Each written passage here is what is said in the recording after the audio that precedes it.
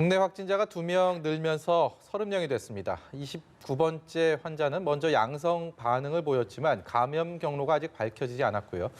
30번째 환자는 함께 사는 29번째 환자의 부인입니다. 네, 자세한 내용을 최재욱 고려대 예방의학과 교수, 최진봉 성공회대 교수 두 분 모시고 집중 분석해 보도록 하겠습니다. 안녕하십니까? 네, 안녕하세요. 안녕하세요. 29번째, 30번째 확진자, 그동안 한 여세 정도 확진자 소식이 안 들려서 나름 안심하시고 좀 마음을 어떤 좀 안정을 찾으신 분들 많이 계셨을 텐데 주말 사이에 두 확진자가 발생해서 일단 놀랐고요. 그리고 기존의 28번째 확진자와는 조금 다른 케이스이기 때문에 지역사회 감염 우려를 얘기하고 있습니다. 이 두 확진 판정을 받게 된 어떤 의미에 대해서 좀 간략하게 설명을 부탁드립니다. 네, 지금 우려하신 대로 또 많은 전문가 단체, 의사협회도 그렇고 많은 의료 전문가가 지난 2주간 계속 우려했던 대로 지역사회 감염 우려가 이제 본격적으로 실체가 확인된 거고요. 이제 감염 관리에 대한 어떤 이제 전쟁터가 기존에 입국자를 중심으로 한 접촉자와 네. 확진자에 대한 감염 관리의 방식이었다면 이제는 새로운 전쟁터가 열린 것이다. 새로운 전쟁터를 맞이하게 됐다. 그렇게 보시는 것이 바람직할 것 같습니다. 중국을 가지 않고 특히 해외 홍콩이나 마카오도 가지 않고 네. 국내에서만 있었는데 지역사회에서 감염이 됐다. 이 부분에 대해서 의료당국에서 보건당국에서 분명히 역학조사 과정에서 여러 가지 좀 관심을 많이 두고 봐야 되는 부분이겠네요. 역학조사의 방식이 바뀐다는 게 어떤 뜻이냐면요. 네. 지역사회 감염은 감염 경로를 알 수 없는 것이 지역사회 감염의 전형적인 특징입니다. 그래서 역학조사도 감염 경로를 확인하는 것도 하겠지만 그거에 주력하기보다는 예. 이분이 추가로 전파시킨, 추가로 접촉한 가능성이 있는 접촉자를 파악하는 것이 중요하고요. 감염 경로에 대해서 어떻게 감염된지를 찾기는 애시당초 어렵기 때문에 예. 그 점은 방점이 거기 찍히지는 않습니다. 그래서 그런 방식이 이제 달라져야 된다는 뜻입니다. 근데 어떻게 보면은 태국 여행을 다녀왔던 이전의 확진자분도 감염 경로는 정확히 알 수 없지 네. 않았습니까? 네. 근데 이번은 그때 상황과는 또 다르다고 보시는 겁니까? 그렇죠. 그 경우는 어찌됐건 태국이라는 곳에 한정돼 있지 않았습니까? 그리고 들어오는 과정에서 확인됐잖아요. 예. 들어오고 나서 이후에. 그래서 그 추가적인 전파가 막음됐지만 지금 이 29번째 환자분 같은 경우는 지금 어디에서 감염되는지 모르는 거 아닙니까? 국내에서. 즉 2차, 3차, 4차, 5차 무수히 많은 연결 고리 중에서 어디에 감염된지 모르기 때문에 그 빙산의 일각이라는 표현이 그래서 나온 겁니다. WHO 사무총장도 지역사회 감염은 드러난 환자 수가 한 명이라도 예. 실제 빙산의 그 많은 일각처럼 굉장히 많은 지역사회 감염 환자가 있기 때문에 드러난 것이기 때문에 그 점이 우려스러운 지점이다. 네, 방역 당국에서의 긴장도 긴장이지만 일단 조금 평상심을 찾아가고 있었던 시민사회 우리 일반적인 일상에서도 긴장을 할 수밖에 없는 그런 상황이겠네요. 그렇죠. 왜냐하면 이게 경로가 지금 확인이 안 되고 있지 않습니까? 예전에 확진자로 판정된 분들은 대체적으로 확진자와 접촉을 한 경험이 있거나 외국에 있다가 들어오신 분들이기 때문에 관리 대상 안에 포함돼 있었어요. 사실은 정부가 관리하고 자가격리를 하고 있거나 아니면 스스로가 조심하고 있는 상황에서 확진자로 판정이 된 경우들이었기 때문에 어느 정도 관리가 가능했는데 네. 지금 이 상황 같은 경우는 전혀 모르고 있다가 이분이 지금 확진자로 확진이 됐기 때문에 이분한테 누가 전염을 시켰으며 예컨대 또 이분을 만났던 분들은 어느 정도 되는지 이 부분이 이제 의문이 되는 거 아니겠습니까? 또 이분이 증상이 없었기 때문에 그동안 활동을 했는데 언제부터 감염이 돼서 지금까지 왔는지 이런 부분이 확인되지 않아서 더 이제 위험성이 커지는 거죠, 사실은. 네. 그러니까 주위에 있는 분들 중에 어느 분이 접촉을 했는지 또 이분한테 누가 접촉을 해서 전염을 시켰다고 하면 그분은 또 누구로부터 전염이 됐는지 이런 부분까지 다 역추적을 해서 찾아내야 되는 상황이기 때문에 예전의 양상과는 좀 다른 양상이 될 수밖에 없죠. 그래서 빠른 시간 안에 이분이 어떤 경로를 통해서 감염이 됐는지를 확인해야 되고 두 번째는 이분과 만났던 많은 분들 예컨대 지금 여러 가지 봉사활동도 하시고 나이는 있으시지만 지역사회에서 활동을 많이 하시는 분으로 알려지고 있어요. 그래서 이분이 접촉했던 분들과의 어떤 연관성 이런 부분들도 함께 찾아내야 되는 그런 상황이라고 보여집니다. 예. 일단 대처를 빠르게 해야 한다 두 분이 공통적으로 말씀을 해주셨는데 참 다행이라는 생각이 드는 부분은 이분이 가슴 통증으로 갔고 병원에서 어떤 특별한 의심 증세가 있었던 것도 아니고 해외여행을 다녀온 것도 아닌데 코로나19 검사를 정말 빠르게 진행을 했거든요. 이 부분은 참 의료진들이 칭찬받을 만한 부분이 아닌가 이런 생각이 들었습니다. 네, 맞습니다. 그래서 진짜 이 확진 검사 대상 기준도 아니었고 또 이런 검사를 꼭 해야 되는 상황도 아니었음에도 불구하고 의료진의 판단에 의해서 네. 의학적으로 이분을 검사했던 분에서 굉장히 다행스럽고요. 동시에 다행과 우려가 공존합니다. 우려라는 건 어떤 부분이냐면 많은 의료기관이 이러한 상황에 지금 모든 일선을 우리가 직면하고 있습니다. 예. 여행력도 없고 확진의 대상도 아닌 폐렴과 그동안에 뭐 감기 증상이 있는 분들은 검사를 하고 싶었는데 네. 하고 싶은데 그동안에 하기 어려운 상황이었고 지금도 해야 되나 말아야 되나 이런 경우 어떻게 해야 되는지 지침도 없고 이거 굉장히 고민스러운 지점입니다. 그래서 이런 부분들이 빨리 조속히 문제가 해결이 돼야 되고요.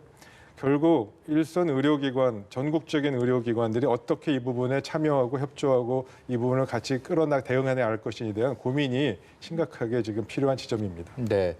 이 29번째 환자가 지금까지 확진 판정을 받은 30명 중에서 가장 나이가 많다고 알려졌습니다. 82세면 적지 않은 나이인데 여기에 이제 본인이 심장 질환까지 앓고 있기 때문에 몰래 나온 증상 자체가 코로나19 증상이 아니었고 가슴에 대한 통증, 그러니까 일종의 뭐 심장불 관련된 질환의 여파가 아닐까라는 의심으로 이제 병원 진료를 받으려고 했던 건데 네. 이렇게 되면 본인의 기저질환을 갖고 있는 환자들이 이 29번째 확진 환자를 통해서 이 케이스를 통해서 이 다른 코로나19를 생각지도 않은 상황에서 또 감염이 되고 증상이 나타나고 아니면 무증상 감염 상태가 유지되든가 이런 사례들이 앞으로도 쭉 나올 수도 있지 않겠습니까? 네, 뭐 여러 가지 경우가 있겠습니다. 근데 이분이 당초 말씀하신 대로 심장 증상이 있어서 왔다가 이게 발견된 것인지 혹은 지금 폐렴이 좀 진행이 많이 되면 이 폐의 횡격막을 이제 자극을 해서 네. 흉통이 생깁니다. 네. 그래서 그것 때문에 심장병이라고 생각해서 온 건지 그 심장병이 그렇게 나타나는 지금 여러 가지 조사 중입니다. 그래서 네. 지금 앵커님 말씀하신 대로 다양한 증상이 즉 이 코로나 바이러스를 라는 걸 확인하지 않으면 코로나 감염증이라고 알 수 없는 다양한 폐 증상이 있습니다. 예. 그래서 이렇게 다양한 증상이 나타날 수 있다는 건 이번에 확인이 된 거고요. 예. 그래서 그런 어떤 다양한 폐 증상에 대해서 코로나 바이러스 검사를 어떻게 해야 되는지 또 어떻게 확대해야 되는지 아까 다시 말씀드립니다만 그 점을 고민해야 될 상황이고 빨리 이 의료계와 전문가 단체가 같이 모여서 방역당국 모여서 이 부분을 빨리 논의하고 기준을 만들어야 될 겁니다. 그래서 정부도 원인 불명인 폐렴 같은 경우에는 아예 전수조사를 실시하겠다 뭐 이런 입장을 내놨는데 예. 이런 대책들은 좀 선제적인 조치라고 볼 수 있겠네요. 그렇게 볼 수 있죠. 왜냐하면 이제 증상이 예컨대 외국을 다녀온 경력이 두 가지거든요. 외국을 다녀온 경력이 있거나 아니면 코로나 신종 코로나처럼 이제 코로나19에 관련된 증상, 발열 현상인지 기침 현상인지 이게 있을 때만 사실은 두 가지가 결합될 때만 조사를 받아왔잖아요. 네. 그런데 지금 이 상황 같은 경우에는 그런 전혀 그 두 개의 케이스에 포함되지 않아서 지금 감염이 확인된 거기 때문에 이런 상황이라면 일단 코로나19의 반응 중에 하나가 폐렴으로 오는 게 있잖아요. 그럼 폐렴이 갖고 있는 분들 중에 혹시나 자기도 모르는 사이에 감염됐을 가능성이 있을 수 있기 때문에 원인 모를 폐렴으로 병원에 오시거나 아니면 그런 폐렴 증상을 느끼고 있는 분이 있다고 하면 그런 분들에 대해서는 조사를 통해서 선제적으로 이런 혹시나 감염되지 않았나 하는 분을 분별해내겠다고 하는 거니까 이런 우리가 알지 못하는 가운데 이분이 그냥 확산을 시킬 수 있는 요인으로 작용할 수 있는 부분들을 미연에 막기 위해서는 이런 조치를 취하는 것도 바람직한 태도 중에 하나라고 봅니다. 네. 조금 보완 말씀드리는 게 좋을 것 같습니다. 예. 선제적 대응 조치는 좀 적절치 않은 표현입니다. 왜냐하면 의료계는 이미 2주 전부터 이런 지역사회 감염에 대한 우려를 계속 얘기했고 이런 식의 지금 방금 얘기한 조치에 대해서 계속적으로 정부에 요청을 이미 했습니다. 주장을 했었다. 이미 예. 굉장히 많은 많은 얘기를 했는데 이제 된 것 중에 유감스럽고요. 두 번째로 지금 말씀에 단서 조항이 있잖아요. 원인 불명의 라는 단서가 있습니다. 원인 불명이라는 거는 이 검사, 저 검사, 독감에 의한 거 여러 가지 바이러스 다 검사해보고 나서 그래도 확인이 안 되는 원인 불명일 때 코로나 감사하랍니다. 그 기간이 빠르면 며칠, 열흘 이렇게 걸릴 수 있습니다. 그러면 그때 검사 다 전파될 수 있습니다. 지금 고대병원에서 그 사례도 그런 원인 불명의 전설을 다 거친 게 아니고 폐렴이 있다, 바로 코로나 바이러스 먼저 검사 들어간 겁니다. 지금 이런 식의 그런 아주 세부적인 별거 아닌 것 같은데 실제 의료계에 있는 많은 의사들은 이거는 원인 불명 그거 언제 찾아? 이거 말도 안 되는 좀 뭔가 불합리한 거다라고 생각을 하고 있고 이런 건 선제적인 조치라고 얘기하기 좀 어렵습니다. 네.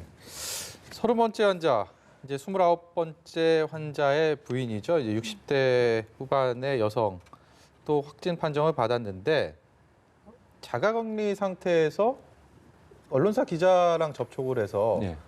방역 당국, 보건 당국에서 발표도 하기 전에 이미 관련 보도가 나왔습니다. 그러니까요. 뭐 이거는 사실은 이제 관련 기관에서 발표하기 전에 나간 거니까 이 보도가 왜 그렇게 나갔는지는 모르겠어요. 그러니까 공식적으로 확인되지. 왜냐하면 정부 입장에서는 모든 게 확인된 다음에 발표할 수밖에 없어요. 뭐 예. 의심만 있다고 해서 발표했다가 만약에 아닐 경우에는 또 엄청난 후폭풍을 맞을 수밖에 없으니까 네. 관련 기관이나 방역 기관에서는 모든 게 확인된 다음에 정확한 정보를 전달해 줘야 돼요. 그래야 혼란을 막을 수도 있는 것이고. 근데 다만 이 여성분 부인분 같은 경우도 누가 먼저 감염됐는지 아직 방역 당국이 명확하게 밝히지 못하고 있어요. 네. 물론 확진은 남편분이 먼저 받았고 나중에 두 번째로 부인분도 확진 판정을 받았지만 네. 지금 상황에서는 누가 먼저 감염이 됐는지 하는 부분은 확인이 안 되고 있는 상황이기 때문에 제가 볼 때는 이 부분도 확인할 필요가 있다. 그러면 만약에 부인이 먼저 감염이 됐다면 부인이 어떤 경로를 통해서 감염이 됐는지 또 찾아내야 되지 않겠습니까? 그래서 1차적으로는 어떤 역학관계를 통해서 감염이 됐는지에 대한 조사가 먼저 이루어져서 누가 선제적으로 감염이 됐고 그래야 두 분 중에 어느 분이 역학조사를 해서 그분에게 전염을 시킨 분이 누군지를 또 찾아내야 되는 거 아니겠습니까? 예. 그런 과정이 반드시 필요하다고 생각이 됩니다. 이 15번째 확진자 같은 경우에도 그렇고 지금 30번째 확진자도 자가격리 기간 중에 외부인을 만나서 문제가 좀 그렇죠. 되고 있잖아요. 네, 이거는 맞아요. 본인 문제라고 보십니까? 아니, 아니면 좀 관리가 부족하다고 그러니까 보십니까? 두 가지 다라고 저는 생각해요. 그러니까 15번째 환자 같은 경우는 이 친척을 만났어요. 근데 공교롭게도 그 건물 같은 건물을 쓰고 계신데 층이 다르다고 그러더라고요. 그러다 보니까 이제 경계심을 푼 것 같은데 그래서 정부가 이 부분에 대한 처벌을 조금 강화하려는 의도를 갖고 있다고 지금 밝혀지고 있거든요. 그래서 이거는 조금 강제성을 띄워야 된다고 봅니다. 저는 왜냐하면 이게 그냥 자발적으로 그 격리된 분들이 알아서 하도록 하는 거 물론 그게 제일 좋긴 하지만 시민 의식으로 무작정 맡겨놓기에는 혹시나 한두 분 중에 이런 사례가 발생해서 또 확진자가 다른 사람한테 전염을 시킬 수 있는 환경에 노출되는 경우는 어느 정도 막아야 된다. 그래야 확산 속도를 막을 수 있지 않겠습니까? 그러니까 예. 자발적으로 하고 그다음에 당국이 물론 전화로 확인하지만 그 확인된 과정이라고 하는 게 모두 다 일일이 다 확인이 안 돼요, 사실은. 뭐 예를 들어 딴 데 가 있으면서도 전화 받아가지고는 아닙니다, 집에 있습니다 이렇게 얘기할 수도 있는 거 아니겠어요? 방법이 네. 없죠. 그렇죠. 그럼. 그래서 이런 일이 만약에 거짓으로 반응을 하거나 아니면 이게 자가격리를 제대로 안 지켰을 때는 어느 정도 책임을 물을 수 있는 제도를 만들 필요는 있다는 생각이 듭니다. 30명의 확진 환자 중에서 앞서서 박가영 앵커도 소개를 했지만 오늘 또 한 명이 확진 판정, 그러니까 28번째 환자, 그 중국인 여성인데 확진 판정을 받았다가 오늘 완치로가 돼갖고 퇴원을 할 예정이라고 합니다. 10번째 퇴원자, 그러니까 지금까지 30명 중에서 10번째니까 3분의 1은 퇴원하게 되는 상황이고 나머지 20명도 그렇게 상태가 위험한, 걱정스러울 정도는 아니다라는 소식을 접했습니다. 어떻게 봐야 됩니까? 네, 뭐 다행히 현재까지 그 의료 당국 치료를 담당하고 있는 또 방역 당국에서는 그런 보도가 있었습니다. 근데 아직 그 상황을 좀 놓기는 어렵고요. 네. 지금 모든 중국에서의 데이터나 일본에서의 치살 데이터는 통계입니다. 네. 즉 100명 중에 2%다, 100명 중에 4%다 하는 거 아직 그렇지 않습니까? 네. 그래서 아직 우리는 좀 전체 환자 수가 30명밖에 안 돼요. 네. 그래서 이걸 100명 단위로 해서 통계를 아직 보기 좀 그래서 어렵다는 거고요. 그래서 이런 부분에 좀 이 데이터를 발표하는 건 굉장히 조심스러워야 되는 점이 예. 특히 방역 당국은 아직 전수가 아직 조사가 안 된 거고 이 중에 하나라도 사망자가 나오거나 그러면 방역 당국이 괜찮다고 그랬는데 사망자 한 사람 나오면 이거는 좀 문제 있네 하고 정부의 신뢰도는 금방 깨지게 돼요. 불안감도 굉장히 커질 수가 있겠고요. 네, 오히려 굉장히 더 큰 불안감이 커질 수 있기 때문에 네. 조심스럽게 접근하는 것이 좋겠다는 예. 생각입니다. 교수님, 오늘 이런 보도가 있더라고요. 스웨덴 연구진에서 한 논문을 내놨는데 이게 코로나19의 재생산 지수, 그리고 이게 WHO에서는 이 재생산 지수라는 게 감염자 한 명이 미칠 수 있는 전파할 수 있는 환자의 수를 평균을 내놓은 게 WHO에서는 1.4 내지 2.5로 추정을 했다라고 했는데 스웨덴 연구진의 논문을 보면 평균 3.28이라는 숫자, 그러니까 3명을 조금 넘게 감염시킬 수 있다. 그래서 WHO에서 보고 있는 이 전파력보다는 훨씬 크다라는 분석 결과를 내놨는데 그만큼 전파력이 월등하다, 굉장히 좀 우려할 만하다 이렇게 봐도 되겠습니까? 일단은 그렇게 보고 지금 방역 업무를 하는 것이 바람직하고요. 지금 말씀하신 대로 그건 데이터마다 다릅니다. 그래서 방역 관리가 잘 돼서 추가 접촉자를 조기에 차단했으면 당연히 전파도 적게 됐겠죠. 예. 그런 데이터만 놓고 보면 그 전파력은 즉 재생산률이 뭐 더 떨어질 거고요.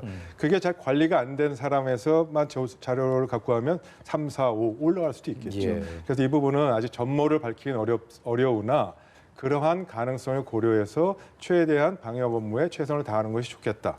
그리고 그 부분을 주목하고 바라야 된다. 이런 정도가 현재 해석할 수 있는 그런 방안인 것 같습니다. 네, 그 시선을 일본으로 좀 옮겨보겠습니다. 그 일본의 그 말도 많고 탈도 많은 그 대형 유람선 크루즈선. 예. 14명 대형 크루즈선이요. 14명의 우리 한국 국민들이 타고 있는데 예. 원하면 데리고 오겠다라는 게 정부 방침으로 바뀌었습니다. 그렇습니다. 어떻게 해야 되겠습니까? 그러니까 뭐 데려와야죠. 저는 그러니까 이게 사실은 19일부터인가 일본에서 음성 판정 모든 사람 조사해서 음성 판정된 사람들 순차적으로 하선시키겠다고 했는데 네. 우리 정부는 지금 일본과 접촉하고 있는 것은 그 전에라도 우리 교민들 14명 중에 음성으로 판정된 분이 한국으로 들어오시겠다고 하면 즉각적으로 데려오는 계획을 세우고 있는 것을 알려주고 있고요. 거기에 지금 현재 14분 계시는데 네. 그중에 한국에 이 주거지를 두고 사시는 분 3명 정도 되는 걸로 알려지고 있어요. 그러니까 네. 일본에 거주하시거나 일본 분과 결혼하셨거나 이래서 일본에 거주하시는 분들이 있어서 귀국을 희망하시는 분은 3분 중인 걸로 알려지고 있거든요. 그래서 네. 숫자가 너무 적어서 네. 전세기를 뚫기는 좀 한계가 있어요. 그렇죠. 그래서 생각이 냈던 게 이제 군 수송기거든요. 네. 그래서 뭐 예를 들면 우리나라하고 2호기, 네. 뭐 우리나라 비행기 2호기나 아니면 수송기 C 수송기를 대통령 전용기 공군 2호기 그렇죠, 맞습니다. 한 3, 40명 정도 탈 수 있잖아요. 그렇죠. 예. 그거를 이용하려고 했는데 이게 이제 또 논란이 되는 게 뭐 일본 정부가 군 수송기가 오는 것에 조금 부담을 가질 수 있어요. 아무튼 자기 나라 자국에 다른 나라 군 용기가 오는 거잖아요. 그래서 이건 협의가 필요하고요. 그래서 예. 두 번째 안으로 생각하는 것은 뭐 전세기는 안 되지만 그 일본을 오가는 민항기 중에 일부를 격리를 시켜서 그 2분이나 3분 정도 만약에 오시겠다고 하면 그분들만 격리해서 따로 이렇게 관리할 수 있도록 만드는 장치를 활용해서 예. 민항기를 활용하는 방법도 지금 고려 중입니다. 그래서 아직까지는 명확하게 어떤 방법을 하겠다고 공적으로 발표를 안 했어요. 다만 데려오는 건 분명하고요. 의사를 밝히는 분들에 한해서 지금 알려지고는 3명 정도라고 알려지고 있는데 그분들에 한해서는 언제든지 원하면 국내로 이송하는 걸로 그렇게 계획이 되어 있습니다. 일본 정부와 협의가 잘 돼서 국내로 데리고 오면은 워낙 위험도가 높은 크루즈선에 오랫동안 계시지 않았습니까? 뭔가 적절한 조치가 필요할 것 같은데 어떤 점들 신경 써야 되겠습니까? 글쎄요. 오시는 분의 상태에 따라서 조치가 돼야 되겠죠. 이제 뭐 증상이 있으신 분, 혹시 증상 중에서도 좀 심한 증상이 있으신 분, 또 아니면 단순히 격리 조치만으로도 가능한 분, 상황에 맞춰서 판단하는 것이 바람직하겠고요. 지금 우리가 갖고 있는 정보가 좀 적절치 않아서 네. 그 부분에 어떤 방침을 정해놓고 하기는 좀 어려울 것 같습니다. 예. 상황을 보면서. 네네. 예. 네, 우리 국민에 대한 이송 작전은 상황을 보면서 결정을 해야 된다라는 말씀인데 일본의 이번 크루즈선 봉쇄 정책은 시작부터 이렇게 위생 그리고 의료 선진국이라는 일본에 대해서 국제사회에 오명을 얻기에 충분했다라는 비판이 제기되고 있습니다. 여기에 대해서 어떻게 생각하십니까? 뭐 저는 그렇게 동의를 해요. 왜냐하면 이게 뭐 호사카 유지라고 그 일본인 교수 있지 않습니까? 예. 그분이 인터뷰한 내용이 이런 얘기했다. 매뉴얼 중심의 일본 정책이 도리어 화를 불렀다 이런 얘기를 해요. 그러니까 일본은 매뉴얼로 모든 대응을 하도록 짜여져 있거든요. 그게 그 매뉴얼에 맞는 상황이 오면 그게 아주 적절합니다. 왜냐하면 일사불란하게 움직이고 탑다운 방식으로 위에서 지시하면 모두가 움직이는 그런 체계로 돼 있으니까. 근데 이번 같이 이렇게 신종으로 나오는 바이러스 같은 경우에는 예전에 경험하지 못한 거잖아요. 그런데 지금 그 호사카 유지 교수의 말에 따르면 일본 정부가 지금 메리스 때 썼던 매뉴얼을 응용해 쓰고 있답니다. 그러다 보니까 메리스하고 지금 그 코로나19 바이러스는 차이가 있잖아요. 예. 전파라든지 아니면 뭐 공기 전염이라든지 아니면 비말이란 전염이라든지 이런 대응이 제대로 안 되는 거죠. 그리고 무작정 지금 올림픽 앞두고서 봉쇄하면서 모든 걸 뭐가 제대로 관리하는데 좀 느리게 대처한 부분 이런 부분들 때문에 일본이 이렇게 감염자가 늘어나는 확산 속도가 늘어나는 요인이 됐다고 판단될 수밖에 없다고 보여지고요. 그런 점에서 일본 언론은 그렇게까지 얘기했어요. 한국의 방역 대책을 보고 배워야 되는 상황이 됐다 이제는. 그 정도라고 하면 일본이 이번 기회를 통해서 반성도 해야 되고요. 예. 새로 전염병이나 아니면 감염병에 대해서 어떻게 대처할지 하는 부분에 매뉴얼을 새로 만들어야 되는 상황이 아닌가 이렇게 보여집니다. 최 교수님께서 앞서서 그 한 명의 명의 확진자가 경로를 모르면 빙산의 일각일 수도 있다고 했는데 일본 상황은 지금 어떻다고 보십니까? 경로를 모르는 지역사회 감염자가 그래도 좀 상당수 나오고 있는 것 같은 상황으로 보여지거든요. 네, 맞습니다. 지역사회 감염이 이미 확산됐다고 보고요. 그래서 그 점에 대해서 지금 굉장히 당황스러운 상황이어서 지금 이제 일본 전체가 굉장히 큰 비상사태에 빠졌습니다. 예. 이렇게 보시는 게 맞고요. 이게 남 얘기할 때가 아닙니다. 우리나라 상황도 마찬가지 상황이 됐고 또 아까 뭐 이 크루즈선 사건 얘기했지만 크루즈선은 그 매뉴얼의 실패도 있습니다만 기본적으로 방역 정책에서의 정치적 고려가 들어갔기 때문에 실패한 겁니다. 예. 결국 배를 못 내리게 한 거는 그건 봉쇄한 거 아닙니까? 예. 지금 봉쇄가 중국하고 일본 봉쇄 이게 두 곳이 나온 겁니다. 봉쇄는 과거 이 식민지 시절이나 이 근세 시절에나 있던 봉쇄 정책이고요. 예. 봉쇄는 다른 말로 표현하면 그 환자와 그 사람들을 못 나오게 하는 거는 그 나머지 사람들까지 포기하겠다는 뜻입니다. 그렇죠. 그래서 예. 인권 문제가 굉장히 심각하기 때문에 네. 봉쇄라는 거를 거의 현대 사회에 써본 적이 없습니다. 예. 근데 그런 정도의 봉쇄를 하겠다는 거는 정근대장 봤을 때 그건 정치적 고려 때문에 그런 부분이 맞고요. 우리나라 역시 여러 가지 상황에서 지금 정치적 고려라는 부분이 이 보건학적 이 질본이나 질병관리본부나 보건복지부가 제대로 일을 할 수 있게 정말 그렇게 소신 있게 일할 수 있게 만드는 것인지에 대해서 정말 심각하게 고려할 필요가 있다고 예, 생각합니다. 일본의 경우 케이스를 보고 타산지석으로 삼아서 우리는 뭐 같은 시술을 뭐 반복하지 않았으면 한 뭐 그런 바람을 피력해 주셨습니다. 말씀하신 것처럼 일본 정부 이번 대응에 대해서 상당히 도마 위에 올라 있고 실제로 아베 내각의 이게 정치적인 고려가 민심을 악화시키는 지표로도 나타나고 있는데요. 저희가 좀 관련 그래픽을 좀 준비해서 그 그래픽을 좀 봤으면 좋겠는데요. 벚꽃 스캔들이라고 해서 이제 뭐 코로나19 사태 맞으면서 이게 더 악화된 모습들을 보여왔고 실제로 올림픽을 이전에 방사능 오염수 유출을 하면서 하겠다라는 얘기를 하면서 비판을 받았는데 이 상황에서 올림픽 해도 되나 이런 생각도 듭니다. 두 분께 차례를 좀 여쭤보고 싶어요. 예. 예, 만일에 올림픽 전까지 이 지역사회 감염이 통제가 안 된다면 올림픽 여는 거는 불가능합니다.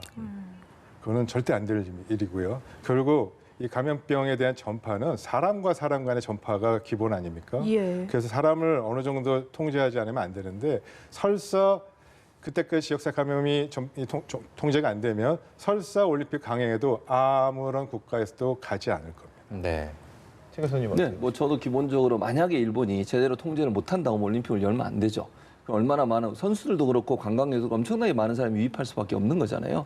그런데 솔직히 얘기하지 않고 아니면 뭐 예를 들면 뭐 다 된 것처럼 얘기하거나 아니면 제대로 통제가 안 되는 상태에서 외국 사람들을 받아들이는 것은 그건 바람직하지 않다고 봅니다. 그래서 네. 중요한 것은 전 세계에 전파되는 거. 예를 들면 거기 또 여행 갔다 오신 분들이 얼마나 많은 위험성에 노출이 되겠습니까? 그래서 명확한 것은 지역사회 감염이라고 하는 부분이 명확하게 통제된 이후에 거론될 문제이지 그 전에 올림픽을 여냐 마냐를 지금 뭐 일본은 계속 하겠다고 강행을 하고 있는데 네. 이건 조건부로 그 전에 이게 다 해결된다는 전제 조건을 가지고 해야 된다고 보여지고요. 그런 위험성이 있다고 올림픽을 여는 것을 연기하든지 네. 아니면 뭐 다른 방법을 찾아야 된다고 생각을 합니다. 그렇게 위험하면 불참했으면 좋겠습니다. 예. 예.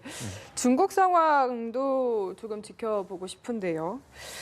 중국이 누적 확진자는 7만 명을 넘어서긴 했는데 지금 후베이 지역을 제외하고서는 신규 확진자는 줄어드는 추세인 것 같은데 역시 좀 약간 잦아드는 추세라고 저희가 기대를 해봐도 되겠습니까?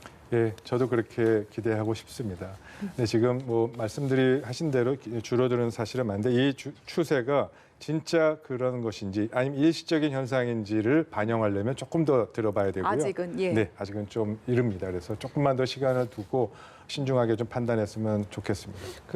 최 교수님께 마지막 네. 질문 드리겠습니다. 네. 이제 중국인 유학생 얘기해 보려고 하는데 개강을 앞두고 있지 않습니까? 각 대학기. 네.